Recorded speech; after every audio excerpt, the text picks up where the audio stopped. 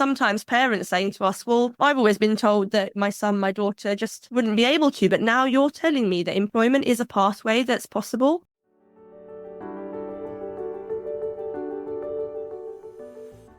G'day, I'm Deborah Caldo, and welcome to the Red Giraffe Solutions Expanding Worlds podcast, where we aim to support you as you help your young person with additional needs plan for their future.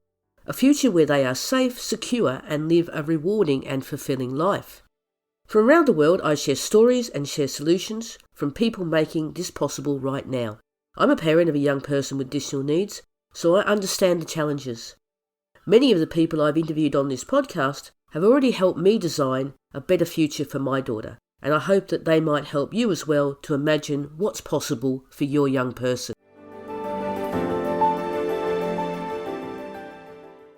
For many of you listening to this week's episode, it might be a case of telling you what you already know when it comes to the challenges of supporting our young people out of education into employment, the lack of opportunities, the preconceptions of employers, and the low expectations. But my guest Vinny DeFalco from Think Forward also offers solutions to some of these issues based on real-world experiences and knowledge about the programs that they've run before, what's worked and what hasn't worked. But of course, as she readily acknowledges, solutions to some of the problems that need addressing are outside their control. But anything that moves things forward, no pun intended, honest, is always a good thing. So sharing all about the Think Forward programs can only add momentum to all our expectations that our children should be given the opportunity to show how valuable they really are. So let's hear more from Vinny in this second part of our conversation.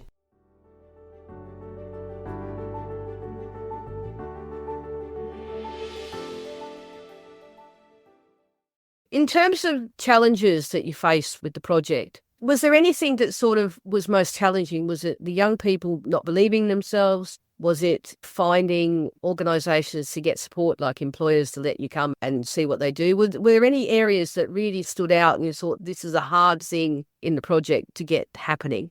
Yeah, I think navigating that complex system in terms of employment and what those opportunities look like, we found across different geographies, there were different barriers that were presented. For example, more rural locations, we found it quite hard to understand the opportunities for our young people to travel when opportunities came about. As you mentioned there, young people saying to us, actually, I don't have the skills, I don't have the potential, I don't have the ability. And sometimes parents saying to us, well, I've always been told that my son, my daughter just wouldn't be able to, but now you're telling me that employment is a pathway that's possible. Those challenges were met with great positivity by us because we thought, yes, we are telling you that, and we can prove to you that your young people are very capable. I think another challenge we faced was ensuring that we're not trying to deliver what's outside of our control, because when you work with young people and families for 5 years, you've become a lot to that family, a lot to those young people. But we also recognise that lots of our young people, when they got to the stage where they were work ready,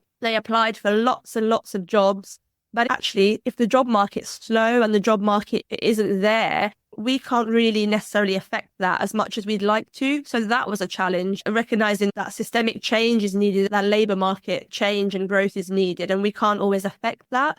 I think, again, from young people's perspectives, our young people were always saying to us, we are not getting a look into the labour market. We will apply for all of these jobs and we won't even get an email back to say anything at all, no feedback whatsoever. And that's really disheartening. And then that really means we need to ramp up the work that we do on supporting our young people to be more resilient and actually not lose that momentum. Because we know for any of us, it's really hard getting those setbacks, getting those knockbacks. So that's been a challenge. But as part of that, I think that's really helped us to build some really innovative and creative solutions in the form of our extended recruitment programs.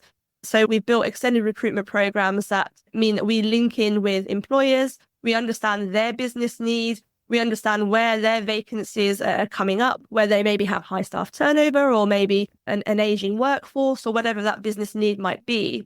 And we give young people an opportunity to have 2 insight days. They go in and they visit the workplace. And then they have a 3-week intensive work placement opportunity with a vacancy at the end of that opportunity. So if it's the right fit for the young person, if it's what they're looking for, if they have the skills for it, then they have an opportunity to be hired at the very end. So we're leveraging those employer partnerships where we're really looking at those innovative, creative solutions when we listen to our young people and they say, I'm not getting a look in here. I'm not getting chance to prove my worth, my skills, to progress. So that's been a challenge, but I think we found a solution. It's not the solution necessarily. We've piloted our job creation opportunity and we're now refining it, we're evaluating it, and we're rolling it out across other geographies. And we'll keep doing that. We're not going to just stop and say, this is it, this is the solution, because we know it won't be. On a smaller scale, it's a really wonderful thing to be doing, but we always need to continuously evaluate that and also keep an eye on the labour market and how that's changing, keep an eye on business needs and how they change within employers. I think lastly also I think there's probably quite a few more challenges, but the one that's in my head as well is that employers' perceptions of barriers. So potentially employers being concerned about their lack of resources in terms of staffing, in terms of how much money it costs to bring someone on that has an additional learning barrier. And actually, we know that the average reasonable adjustment just costs around £75 for an individual. So actually, there's so many reasons why a young person or an adult with additional learning barriers can be a really huge asset to the workplace, and actually at either no or very low cost in terms of resourcing and money. Sometimes there is a risk aversion from employers, but it's a fear of the unknown, isn't it? Our job is to say, you know what, look, we're going to bring a group of young people into your workplace. We will train them. We will also train you, and we will support you to understand their skills and their qualities and all of their wonderful capabilities, which they have so many of. But we want you to also be open and understanding. We want to empower you and make you feel confident as well. When we talk about coaching, our coaching spans not only our young people and our parents and our schools, employers. We are coaching employers. We naturally are using that coaching skill that we have in our teams to coach those employers and to give them the confidence, to give them the experience as well. And we know that more than 9 times out of 10, I really want to say 10 times out of 10, employers come back to us and say, that was an amazing experience. The skills that it brought to our teams, the way that it's enriched our workplace, the understanding we now have of neurodiverse skills. So it's about us empowering those employers to understand that, training them to understand that, letting them see what it looks like in reality, letting them see that our young people come equipped with so many skills and they're really reliable, they have great attention to detail, they're loyal, and the list can go on. Those young people can bring so much to the workplace, and actually it's not going to cost a lot of resource, or it's not going to cost a lot of money, or it's not going to change the fabric of your organization. Actually, it's going to change the fabric of your organization in an extremely positive and very, very fantastic way. I was going to ask you about what next, but you've kind of said what next, unless you want to talk about what the next programs are going to look like. Yeah, I think it would be really nice to just give you a bit of a flavour for what our next program looks like. We were talking about that kind of data and outcomes earlier and how that's helping to guide our future. I've mentioned a lot about what we've learned and what's come out of our learning from the Move Forward program. And I think in context, what we've learned is that the delivery of our program has led to essentially the creation of over £5 million in social value, which is an astounding figure. And of that 5 million, nearly £2.2 million is directly attributable to the program that we've delivered. So we're really keen now to move on to our next strand. I think we've learned that having a sole focus on kind of academia isn't always the right way forward in terms of getting our young people into employment. We're not saying that key skills like functional skills, maths and English is important, but actually it's not the sole focus. I think exposure to the workplace through the extended recruitment program can be far more effective. We've had some great experiences with job creation and job innovation that we're taking forward into our next strand. So we've learned lots, as I said, and we've changed the program as a result. So what we've done is we've developed our new program, which is called Making Strides. And we have an entirely new theory of change. We have new resources and a new approach. Having a really robust theory of change ensures that we know that the program can deliver in terms of the outcomes that we want it to deliver. So our new program remains very much a bespoke program, and it's designed around the strengths of our young people and our young adults with learning disabilities and autism, and also keeping an eye on the needs of the local labour market. So Making Strides, which is a title chosen by our young people, by the way. So we had a consultation with our young people about what they wanted the programme to be called. So we're going to be operating in 3 areas in London: Hounslow, Tower Hamlets and Islington. We're also going to be in Sandwell and in Birmingham in the West Midlands. And the difference here is that coaches will now be based in local communities. But having said that, even though coaches will be based in local communities, we will also have the recognition of still linking in with schools and colleges, just at a later part of the young person's journey, to ensure that we support with those transitions and that kind of added value that we gave through Move Forward. So we'll continue to support young adults with learning disabilities and autism who are already NEET or who are at risk of NEET at their next transition. So ages 18 to 25. I think a lot of what we're hearing now is we've got lots of 18 to 25s who need support and need help to transition positively. Our aim, again, is to create more equitable employment landscapes for these young people, these young adults who have so many unique skills to offer.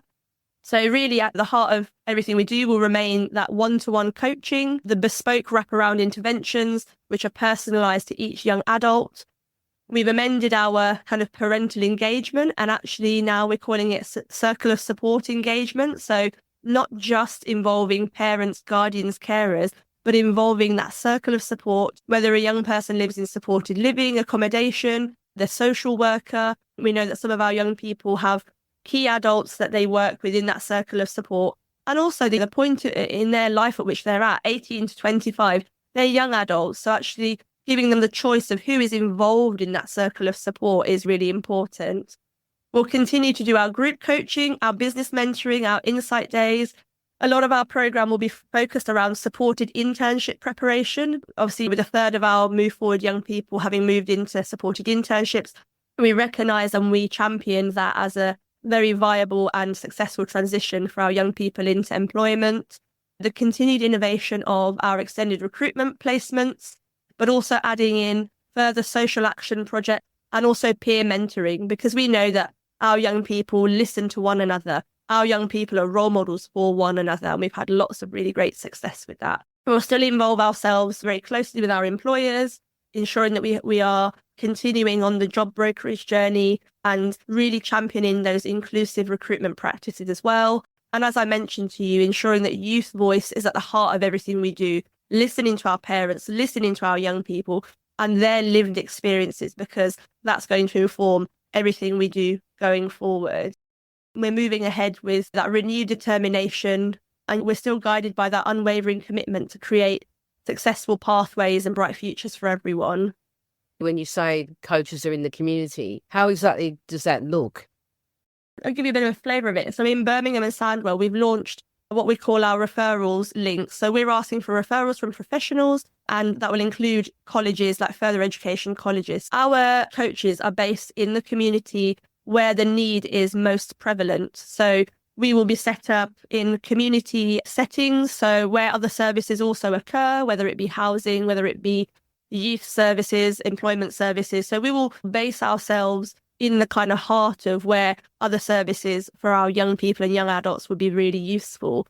We've got lots of referrals coming through from college leavers, some of them who have an education, health and care plan, have the opportunity to move into a supported internship. So we will pick those young people up, prepare them for the supported internship pathway and support them on that onward journey. But we also recognise there's young people who might be in schools, colleges, and they can't access a supported internship at this current point. So we're supporting those young people to move into direct kind of job brokerage opportunities where they will be able to flourish in a bit of a different way via a different pathway. So all of our young adults, our young people that we take on next to the Making Strides programme will be based with us in the community. And one of the things that we're trialling and one of the things that we're looking at and that we'll evaluate is for any of those college leavers, for any of those kind of school leavers, how we spend our time delivering and getting to know our young people in the school first. So between April and July or August, we support that young person in their familiar environment. We go to the college as coaches and we build the rapport. We get young people ready for the change of transitioning out of college. And then they'll transition with us into the community and they'll either go on to their supported internship or they'll stay with us in the community and we will support them move into that kind of next pathway, either via direct job brokerage or even apprenticeships, supported work placements, whatever that might look like. It's very much a wraparound community opportunity. And as I said, always listening to the needs and the desires and the aspirations of our young adults and our young people, because ultimately they're the ones who are going on the journey. We need to listen to what works for them.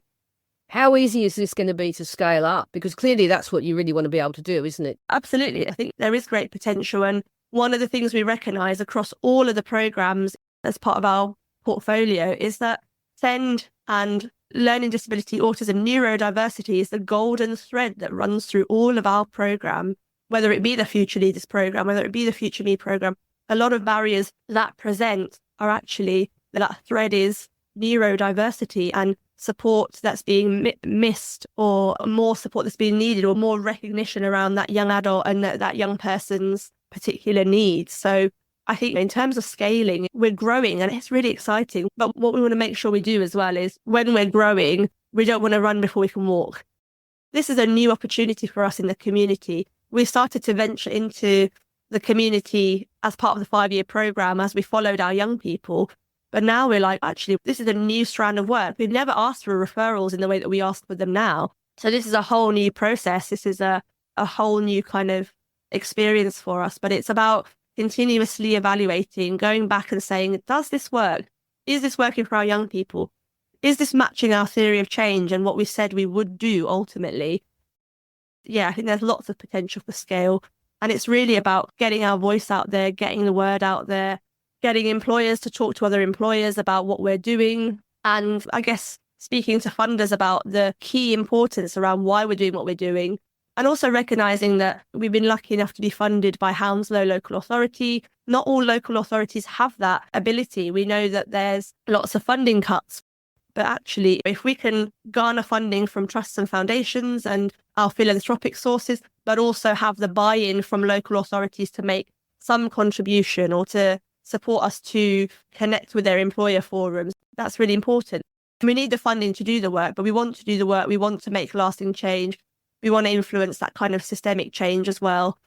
Our work with Making Strides will now, but for the time being, support 250 young adults, which in the grand scheme of things we know is a small scale. Across the organisation, we're in the thousands, but it's money, it's resource, it's joined up working as well in so many different places that joined up working doesn't exist. There's communication streams which don't marry up to the right places, and you end up having to talk to 10 people to get to one piece of information, and you think, oh, it can't be like this. If I'm trying to navigate this as a professional, can you imagine what it's like as a parent, as a young person, as someone in that circle of support?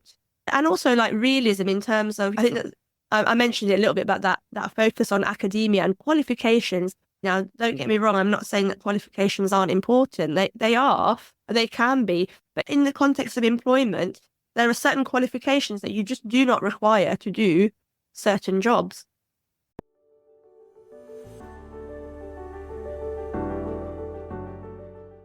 Sometimes I think there's almost too much to think about when it comes to changing the employment landscape for our young people. But then I hear about organisations like Think Forward and the work that they're doing. And I know that real progress is happening, especially when it comes to engaging employers and helping them see why they should employ more young people with additional needs. It gives me renewed optimism that one day we will see the systemic change that Vinny talked about. I just wanted to say thank you for taking the time to listen, and I hope that the stories and the solutions shared on here help you as you support your young person to create their future. And if you know anyone who would find the ideas useful, please share the podcast with them. Of course, if you want to, you can leave a review, because that is another way families who need this information can find it more easily. This show is created as part of Red Giraffe Solutions. To find out what the Red Giraffe is all about, visit redgiraffesolutions.com, where you'll find more resources around daily living, relationships, purpose and financial security. I'm at Deborah Caldo on Instagram and Facebook. You can also connect with me on LinkedIn. I'd love to have a conversation with you on any of those. Bye for now.